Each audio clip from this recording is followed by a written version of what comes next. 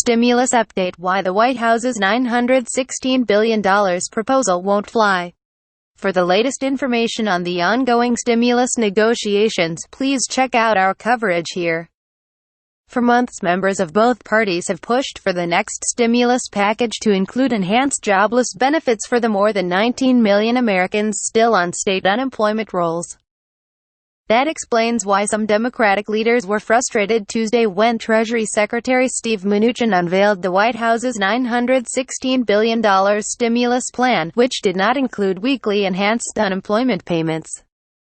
While the White House's new $916 billion proposal includes $160 billion for state and local funding, a key Democrat asked, liability protection for businesses, a Republican wish, and even $600 per person stimulus checks, it notably doesn't include any enhanced unemployment insurance.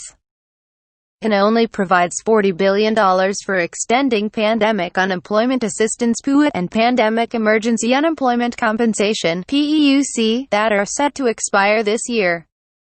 By contrast, the $908 billion bipartisan deal proposed last week would provide for $300 per week enhanced unemployment benefits. Though the inclusion of stimulus checks has been gaining popularity on both sides of the aisle, the White House bill is a non-starter. House Speaker Nancy Pelosi quickly dismissed the White House deal, declaring the president's proposal starts by cutting the unemployment insurance proposal being discussed by bipartisan members of the House and Senate from $180 billion to $40 billion. That is unacceptable, she said in a joint statement with Senator Chuck Schumer following the release of the White House's proposal. They added the deal must not be allowed to obstruct the current bipartisan talks, and that cutting unemployment to the extent Mnuchin has is not going to get much support among any Democrats, Schumer told reporters Wednesday.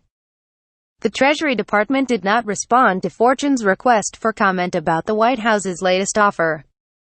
Indeed, while the inclusion of stimulus checks would be welcomed in many corners when compared to funding for things like enhanced unemployment, such blanketed checks are less critical to the economy.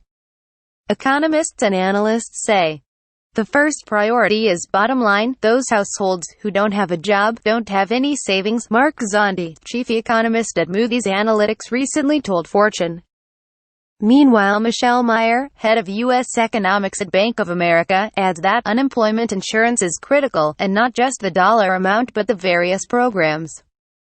At the end of the year, the pandemic unemployment programs are set to expire. Those are the ones that expand eligibility to self-employed and gig workers, she recently told Fortune. A spokesman for McConnell did not respond to Fortune's request for comment on whether the senator supports the White House deal. More must-read finance coverage from Fortune.